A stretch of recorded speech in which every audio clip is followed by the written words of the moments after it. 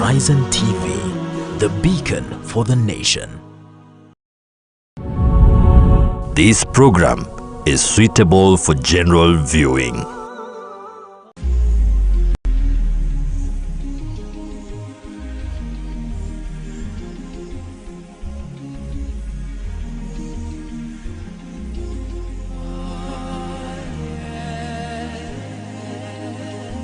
Assalamu alaikum wa rahmatullahi wa barakatuh, and a very good evening. My name is Faisal Kassim and welcome to Live Real Talk.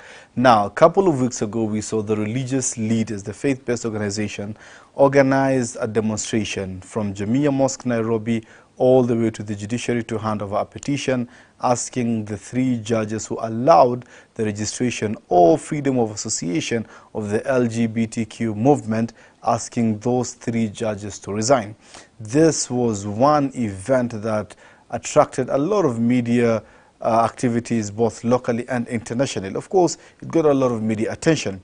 Now tonight, we are joined here in the studio by Dr. Ndeda, Bishop Hudson, and my brother Vincent Kimosop to talk about this matter. How then do we take this conversation from the streets of Nairobi, where we started the demonstrations? Now, what are the next steps? But again, before we look at the steps in addressing these challenges, the first question would be, what are the contributing factors? Because whether we like it or not, we may decide to go the ostrich way, bury our heads in the sand, and forget this whole issue. Or we may decide to rise up, face it, and look into how then do we address these LGBTQ challenges. So what are the contributing factors? Do you have a relative who have been affected or who has been tested with this evil or immorality that is currently spreading in our community? Now, my amazing panelists in the studio tonight will help me to diverse and to dissect into this matter. Ladies and gentlemen, karibuni sana. Asante. Yes. I'm going to start with you, Dr. Ndeda, before I come to Bishop. Now, this, of course, is a matter. On social media and the digital spaces, people are alluding, or people are attributing this whole menace to the Western influence. To an extent, they're even calling out the president and saying, do not go ahead and ask loans or take grants or favors from these people, because the more you do that, the more they are going to enforce their policies, their traditions, and their cultures on us.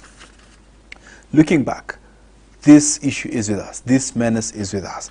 What do you think may be some of the psychological contributing factors to the issue? Well, as with most diseases, you can think of them as being congenital. Mm-hmm. That is, somebody is born with them or acquired. But that is nature and nurture. And in this case, you find that the majority of, we're talking about LGBTQ, it results from nurture, the environmental. There's no gene that has been found or isolated to that can be said to be the root cause. And so you find that the adverse childhood experiences mm-hmm. play a big role in for example, in same-sex attraction, mm-hmm. Gender identity disorder, and somebody feeling like they're trapped in the same body.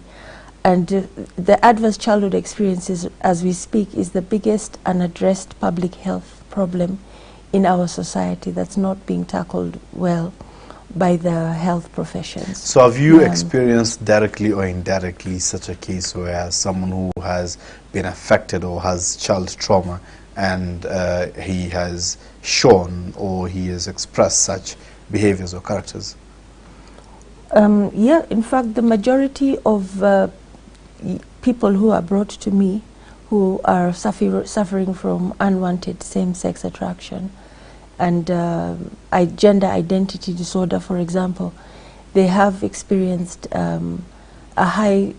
many of them have suffered from adverse childhood experiences.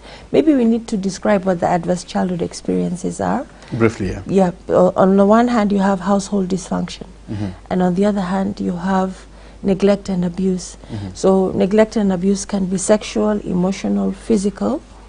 Neglect can be emotional and physical. And household dysfunction can be divorce, mm-hmm. domestic violence. Then you can also have a jailed parent, a mentally ill parent, or an addicted parent. So a score of 4 out of 10 is said to be severe childhood trauma. And most of the people who suffer from same-sex attraction, when you compare them with the heterosexual counterparts, they have a very high rate of childhood attraction. Yeah, they have a high rate of adverse childhood experiences, which is childhood trauma. Even the people who identify as what they call transgender, what they say being born in the same body, both of them are delusions. Thanks so much, and thanks so much for preempting that, because it's just formed the basis of my question. Bishop, if you remember, one of the popular chants that came out from that day was "Hatutaki Ruto na Ruto, tunataka Ruto na Rachel." People were shouting and chanting and all that.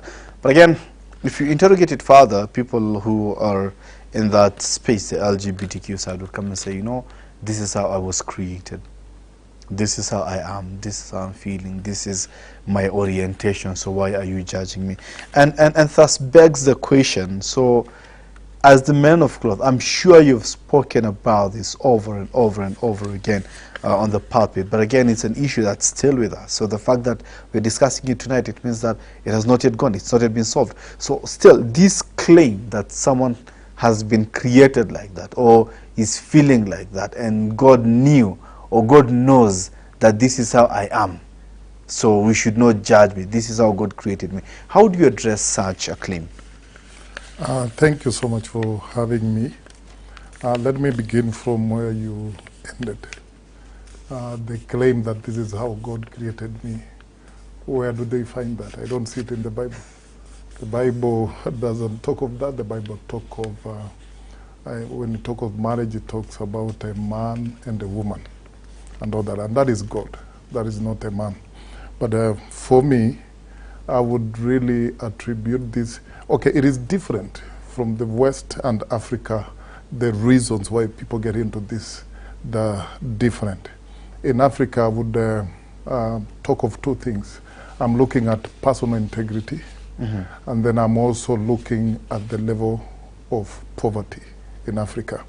And we feel that the West is taking advantage of that, the level of poverty in Africa. Because when you look at the recruitment of LGBTQ, there is a lot of money involved. We understand there is a lot of funding from the West. And what is happening, they're going to schools, they're going to areas where our youth are, and they are buying them into this problem.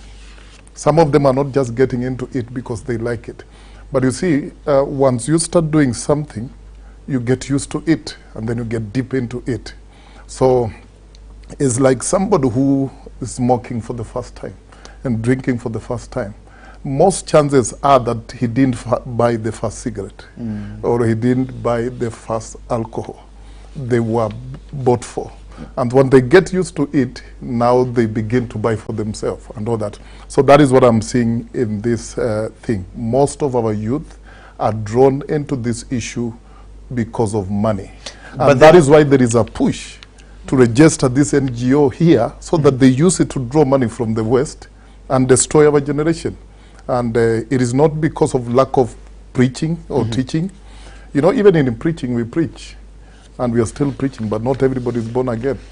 So you cannot say that people are not born again because preachers are not preaching, or people are not going to church, or even to mosque, because we have not preached, we have not talked about the Bible or the Quran. It is, we cannot force people. You speak to people, but they have to make a personal decision. So you say there are stronger forces that are coming from the West? Of course. Of course. Why lie? With what agenda? Then what is the agenda? What is the end goal, in your opinion? To me, and from the church side, these are evil people, evil minds, and their target is the attack on generation. It is the attack on family. These people want to finish Africa generation. So maybe they have hidden agendas that are not coming out very clearly. But why would they get so concerned about us? Why can't they do it from their homes, from their place? Why are they bringing this foreign idea to us? a dirty thing. It is even a waste of time talking about such a thing. Why should we talk about such things that we are not even supposed to talk about them? Even, let alone faith. Even our culture, our African culture, does not support that. Our conscience cannot support that. So if they think it is good, why can't they keep it to themselves? Why are they forcing it on Africa? Every country in Africa that you see a force on this matter, it is coming from the West. Interesting. Thanks so much. And that's how I want to loop in Vincent. You see, the beauty with my panelists is that towards the last of your statement, of your answer, it's like you preempt my next question that I wanted to ask. You know, thanks so much, Bishop Hudson, for that. Yeah. My brother Vincent, years ago, when you had LGBTQ, immediately you get irritated, you get, you feel some type of way. But again, with time, it has been normalized. To an extent, we can have this discussion and talk about it. And as Bishop says, there is an external force. Part of it that has dominated the career space. To an extent, in some international organizations, when you're applying for a position, then you have to fill your sexual orientation. You know, there are 6 stages. I think I'll send you a document. You may want to read and integrate. It can actually be a good discussion on its own about how this agenda moved from the periphery, and in less than 100 years, it's at the center. So if you draw concentric circles from the heart of issues, then and you put timelines, you realize that over 100 years ago, this was not a conversation you would have on a prime time news like the way we are doing. But over time, even on social circles, it was a taboo. It has now moved to the heart of society. So what happened is that you have to appreciate the place of history. When societies begin to decline, what happens? This is usually the empires don't collapse from the center. From external influence, they collapse from the center. Internal. So what you're seeing is that the Western civilization is actually on the decline. And then what therefore happens is that this is when you have immorality. The Roman Empire collapses as a result of adultery and alcoholism. So you should appreciate it at a higher level. So then there are people who are in business who have seen that actually if you package this product, this is good for business in those who are in the beauty and the industry. This is good for those who are in the contraceptive space, and also therefore it is also a strategy to derail Africa, and mainly the third world. What do I mean? Faisal, if you are Kenyan. Is this really the most important thing that Kenyans would be discussing at the moment? Honestly, we have bigger issues. Like, yes. As we are talking, there are families who do not have food tonight. There are young people who don't have jobs. Flood is ravaging the northeastern region. Now you get it about how do you distract a people from focusing on the important. So for me, I really hope, I hope, this is my first time to come on HorizonTV. And my training, I'm an economist. I should even be discussing forex exchange, how and the oil prices and all that. When you appreciate Faisal from that perspective of the bigger costs in terms of the context, and then the objective of derailing Africa and this part of the globe, that is when you now stop even focusing on the small issues. Just give a context to what my colleagues have pointed out. It was the same person who went to register the over 6 proposed names at the NGO Council. Yes. If you notice, it's the same person who went to court to actually challenge the freedom of association, to challenge the penal code. So, because they have realized that you cannot change our society by going the popular route through legislation. So what do? Shortcuts. Through because with one court ruling with the judiciary. So when you appreciate that this is also a young man who was given sponsorship, taken to the best university in the world, Harvard. So when you see it that it is a journey towards what we call social reengineering, then what happens? That's where now the issues that Dr. Ed has pointed out, of the preying on the vulnerable in society to advance a bigger agenda, which you have to then discuss all of them. So even as we listen to Daktari, trauma, the young people who are victims of this, who, by the way, we will condemn what they do, but we don't condemn them as individuals, because we want them to be restored. Now, you also then go to the next level about the context. What will happen if this destruction makes progress? I can tell you, the IMF released a press statement suspending their development engagement with Uganda as a result of the passage of the legislation. Now, this is a multilateral institution that I believe, where is their place when it comes to the morals and positions and decisions of countries? But those who have then captured and engineered the system, which very few African countries will be able to go that route. We actually to be bold enough to do that. But again, now the question is that I have for you, Doc, is that in the corporate space, now the contribution of the corporate space, like, I mean, Africans, we are still regarded as a third world country, and of course, if there's anything that we're being sold to every single day is hope and the American dream, to live good, to live well, to wear suits, and to live a good life, right? Which needs to be debunked by the because so this is the world, this is the life that's being sold to us as the life, as the successful life. And where is it found? It's found when you work in a big corporate. Like, for example, when I work at HorizonTV, for any young journalist, then the dream would be to work at BBC, CNN, that level, the Larry Madowo level, right? Look at any economist or financial expert, no, the World Bank, the IMF level.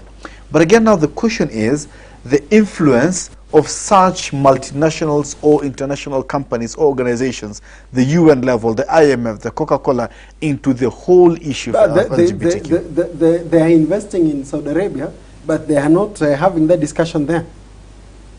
So, but why the double standards? That's what I'm saying. It's Africa. So that's what I'm saying. We're Kenya. You know, one of the advantages of having this conversation, sorry, I don't want to dominate the conversation, bear with me, is my brother. I'll do hold it there. I'm told that imefika wakati wa kulipa bills, but please, just hold your thoughts right there. We need to go for a very short break. There's an advert that's supposed to play. I'm so sorry to our client. There's your advert. We're going to be back in a moment.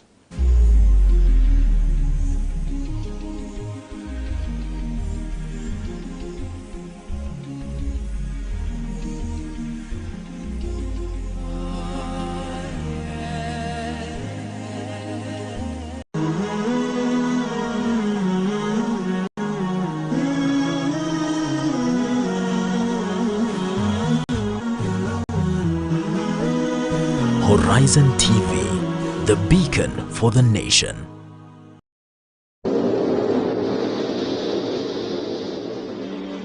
Assalamu alaikum wa rahmatullahi wa barakatuh. Alhamdulillah wa thana'u lillah wa salatu wa salamu ala rasulillah. Allah subhanahu wa ta'ala states in the Holy Quran, and He says, إِنَّمَا الْمُؤْمِنُونَ إِخْوَةٌ. The believers are nothing but brothers. And our brothers in Palestine are going through a lot, and we need to support them in any way possible. We Muslims here in Kenya, we can do two things to support our brothers. Number one is make dua for them. The same way that we are making dua during our salawat, Salat al-Fajr, Dhuhr, Asr, Maghrib, Isha. We do qunut in our salah, and our Rasul sallallahu alayhi wasallam used to do this, and this is known as qunut al-nawazil. And you can also remember them in your dua when you're praying at night, or when you're breaking a fast, or between adhan and iqamah. The second way that we can help our brothers is support them financially and send them humanitarian aid. If you're willing to support them, you can send your contributions via M-Pesa, pay bill number 150. Allah subhanahu wa ta'ala to grant victory to our brothers in Palestine and Gaza, and we ask Allah subhanahu wa ta'ala to ease on their affairs. Wa akhiru da'wana alhamdulillahi rabbil alameen.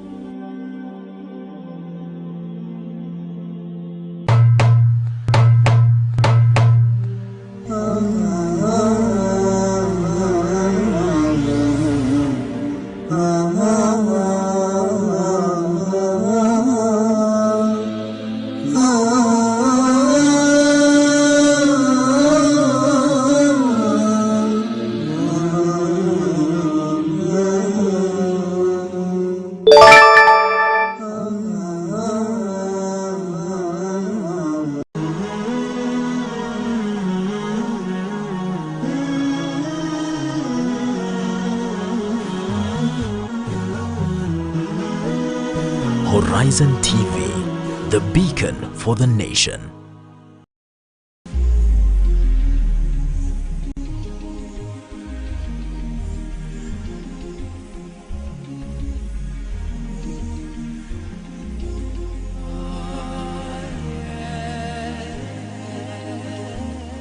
Assalamu alaikum, and thank you so much for keeping it live. Real Talk. Heated conversation here about the contributing factors that you need to wrap it up and look at now what are the solutions. Now, Vincent, we're still on you on about the multinationals and international big brands and organizations that are actually influencing this whole agenda on Africa. So you're saying something before I was saying we have to come out clearly and define who we are, what we want, because if we don't do that, any road will get us there.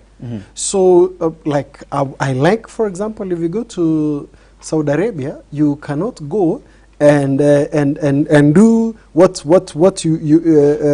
the West wants to export. They have declared, and a very good example is Qatar. During the World Cup, Qatar during the World Cup, Bishop, they declared that this is an event for 28 days, and we will not change our values and the things we believe in just for for an 28 event days. for 28 days. But again, And here's you the know, thing. the pushback from the West, the media houses, and all, they did everything, but they stood their ground. They have the muscle. Now, Do we? yes, we have the muscle. How? It is just that what happens, Faisal, is we need to allow the people in the right spaces. Like, I'm happy you have Bishop here. So we need to affirm Bishop in his position as a moral authority to speak, and not only speak authoritatively, but also speak with substance. The medical doctors. So if you allow that bouquet and authoritatively back them up, what happens? With the time, we will be respected. Bishop, you are nodding the whole time Vincent is speaking. It's like there's something else you want to add. But again, yes, you have the authority as a pulpit. Yes. But again, still, remember towards the 2022 general election, there was a whole idea of politicization of the pulpit. And the counter narrative came, the alternative voice came. How do we stop the politicians from approaching the pulpit, yet we expand and the gospels reach farther and wider through their contributions? So at the end of the day, much as we may want to hold the state accountable, there's also some leniency or contributions that we expect from the state. So I'll ask you the question that my boss likes to ask. How do you square the circle in this context? You have a circle and you have the square. So how do you square the circle? How do you be firm on the moral fabric of the society, but at the same time, you want to be quote unquote again, in the good books with the state, purportedly who may be championing the agenda of the West? Okay. You know, we are all different. Yes. I'm a man who believes that, Faisal, you are my friend, but when it comes to a point when I have to tell you the truth, I'll tell you the truth. And that way, I love you. And if when I'm supposed to tell you the truth, I'm not telling you, then I don't love you. I'm destroying you. And the fact that, yes, the church played a role in terms of bringing this government into place does not mean we keep quiet on evils when they're coming in. So you hold them accountable? Yes, we hold them accountable. And that is why I was on the street the other day demonstrating against LGBTQ. Yes, I love you, but I don't love what you're doing. What you're doing is not good, but I still love you. We will love the sinner, hate the sin. That is the point. And therefore, yeah, deliberately we are now speaking, you know, right now we are speaking things that we would never have spoken about, as he said. There are discussions we would never have had before. But right now we're speaking to congregations about these things. We are telling them the dangers of getting into these things, the youth especially.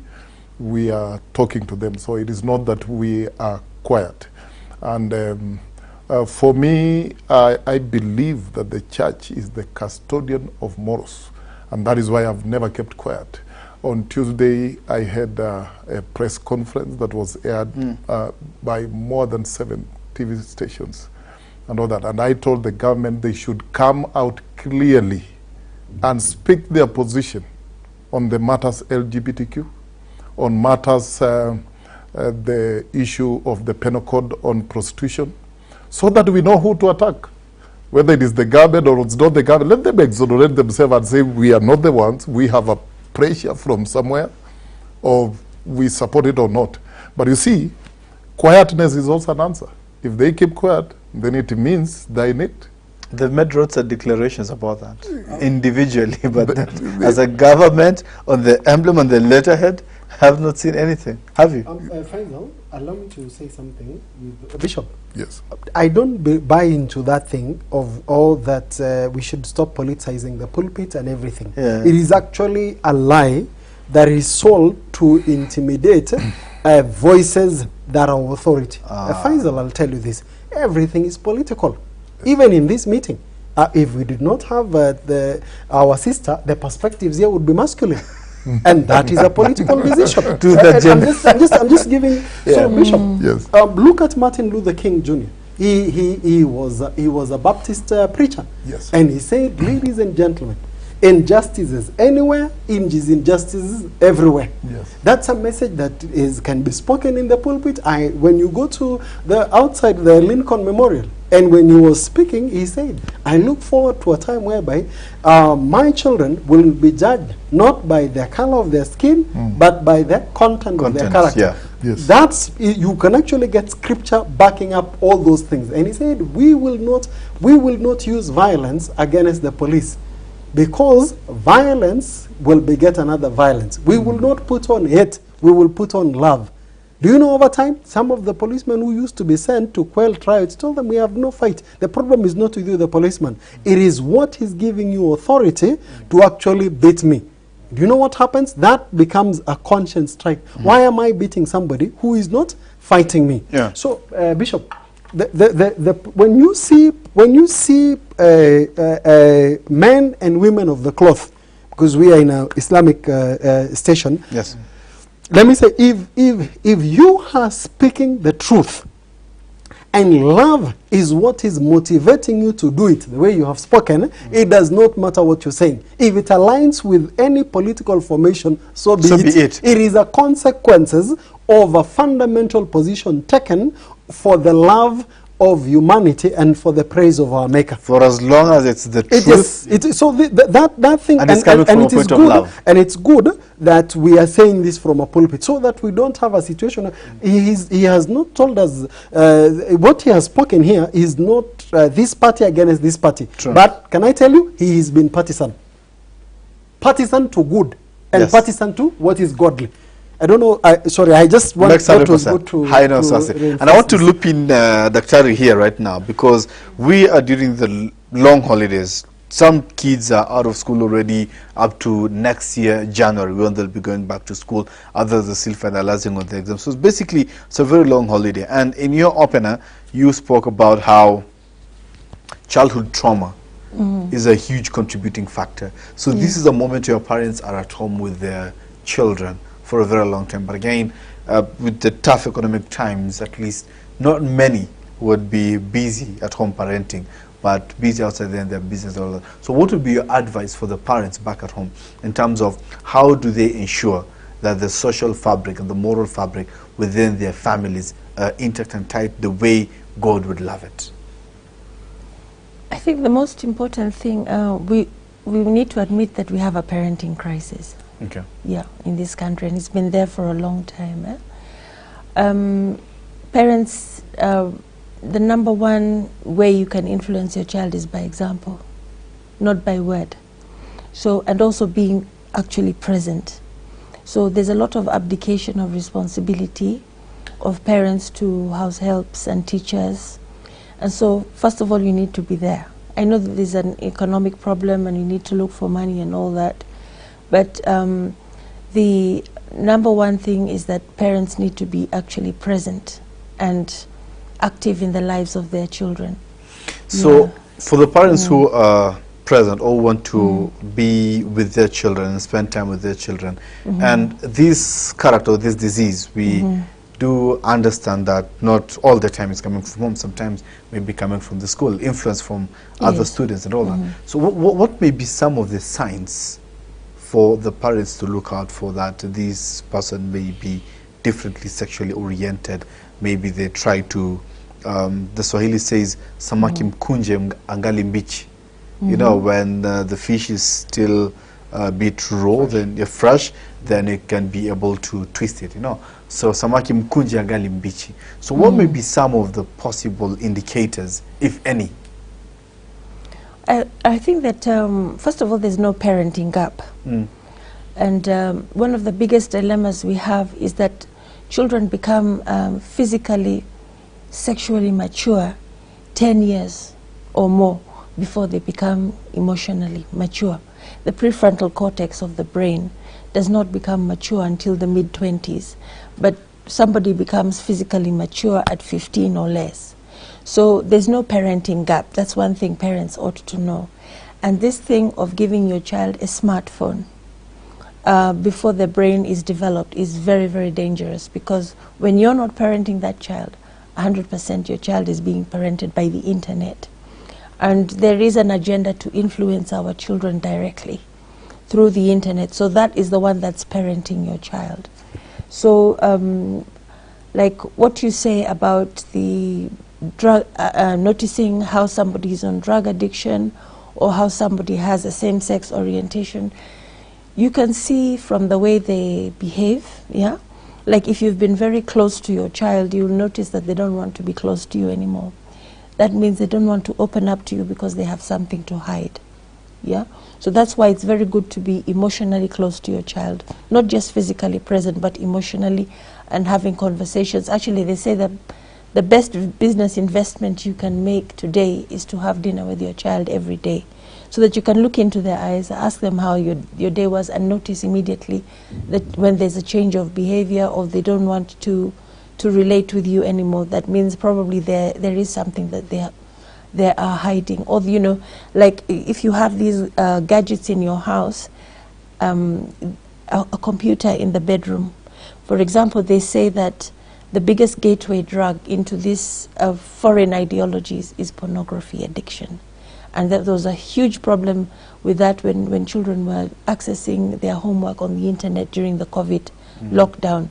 So a child who's addicted to pornography will definitely change in behavior, and they will become very secretive, you know. So if you're having screens in your home, they should always be in the public space, like in the dining room or something like that. Don't leave them in privacy not, with not too much privacy. And also giving your child a smartphone. If you want to be in touch with your child, why don't you use Amlika Mwizi until they're able to handle all the emotions that come with having unfettered access to the internet, because that is the one that's parenting your child, not you. Thank you. Thanks so much, Dr. And Bishop, I want to leave you in. You were on the streets the other day. On Tuesday, you had a press conference. What next for as far as holding our leaders to account is concerned? And what role can the viewers back there at home play for as far as addressing this menace or holding our leaders to account is concerned? What role can they play? Good, you know, we're doing our part in the society so that the future will not blame us and say that those who are there never spoke. And so we did the demonstration, and we went to the Supreme Court, and each of those judges, we gave them a letter and telling them we are not happy with their ruling. And we gave them 3 options. The first option was that they relook at their ruling. And the second option was they resign. And the third one was we remove them from office. So as things are right now, they have not revised their ruling, they have not resigned, so we are left with one option. To remove them. To remove them from office. And they need to know that all religions are united in this, because there is no religion that can support such things. And therefore, getting the signatures that are needed, it will not be a big deal.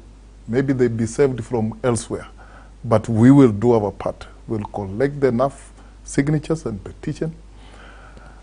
And second thing, we are also banking on Kaluma Bill. We are also supporting the Kaluma bill strongly, and we are lobbying MPs, Christian MPs, and those who believe in good morals to support that, because that one then will have put a full stop to this matter if it goes through. I've seen the bill, and it is a good one. Bishop, just with your permission, there is actually also a constitutional amendment, so that it is not just the Kaluma bill, because it's at a legislation level. There is a proposed constitutional amendment by Christian professionals to amend the constitution. Yes, itself. Because itself. So that then this can fall in. I just thought. Yes, they had a discussion yesterday on the same. And for the public, we appeal to you, when we begin to go around and we want these signatures, please help us get them, because we are in it to the end. And also, I believe in something, my brother. We are doing our part. We can do it, and they can still challenge us, and they can still choose to defeat us in so many ways. But you see, we will be on record that we raised a trumpet. We blew a trumpet, and we said there is an evil that is coming in.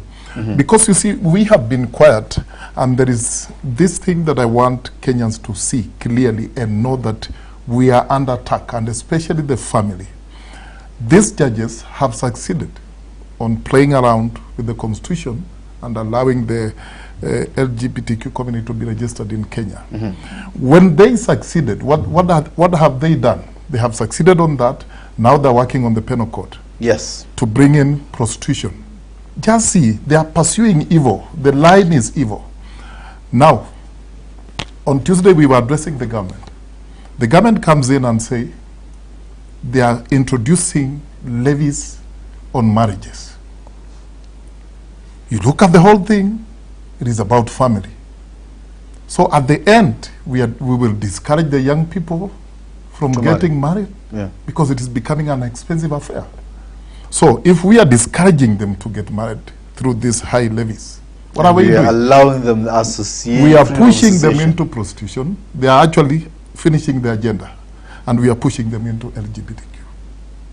It is very clear. It is very easy. As Vincent said. Yes. No, I think positively though, the notice was revoked. Yes. So it's what still suspended. We need to what Bishop has pointed out, we need to come out clearly, loudly, and loudly let our voice be heard, and also I want to also challenge our media. There is looks like the media is also fueling these issues by giving these issues the prominence that they really don't deserve. A small problem happens in a church or a mosque, it is blown out of proportion. Because do you know, let me just speak from a statistics perspective. 30% of the healthcare in this country is provided by faith-based organization. 30%. Yes. That means for every 10 young people who are going to hospital, 3 of them are going to a faith-based organization. So the whole element of responsibility, let's magnify the good. The positives. Let's magnify the good, but also we're not necessarily covering the evil, Yes. But giving them the proportion it deserves. Because also the media is a reflection of society. So I would actually call upon Faisal, because we're in a media house, that if Kenya sinks, there is no even this Jamia Mosque together with Horizon is going to sink. So at times this issue of presenting things as though you're on this place and we are on the other side, that needs to stop, and so that we can preserve this society. Because Faisal, why we have the 3 of us come from the Christian conviction, but do you know, on these issues that we are discussing today, there is no Muslim or Christian. Because these are issues that affect society. The society, yes. So you see that element of elevating the conversation to the strategic level. That's why I'm pointing out to the bishop. So you've asked a question. Number one, so that we can speak to the viewers. One is, please be informed. The way our Dr. Ndeda has pointed out, take care of your child. Remove the phone. Number 2, from a faith perspective, be empowered as a parent. Yes. And then number 2 is come out clearly and voice these issues. we will need signatures for the constitutional amendment. We will need support for the Kaluma bill. Yes. And then thirdly is then therefore the personal responsibility and modeling. Because you cannot be saying why. Children don't go by what you tell them. They go by the model you present to them. They say monkey see, monkey do. Yes. Okay, and that's why we are here. I mean, all of you are coming from Christian-based organization hosted in a Muslim-based TV station. We got the invitation yesterday. Yes. Exactly, and that's why we're here and we're having this conversation. So this is a morality issue, a societal issue. It's a family issue. It's a family issue that you are addressing all of this issue together as a community. Right? Thank you so much, Dr. Ndeda. Thanks so much, Bishop Hudson, and thanks so much, my brother Vincent. Asante Sana. Because of time, we may have to call it a wrap right here in the studio. I mean, amazing wisdom oozed from Dr. Ndeda to Bishop to my brother Vincent. Amazing, great. But remember, at the end of the day, we all have a part to play in this. As Bishop rightly put, the future generations will have an opinion about this. What do you think they'll say about you? My name is Faisal Kassim, and this has been the Live Real Talk. See you next week, same place, same time. Assalamu alaikum wa rahmatullah.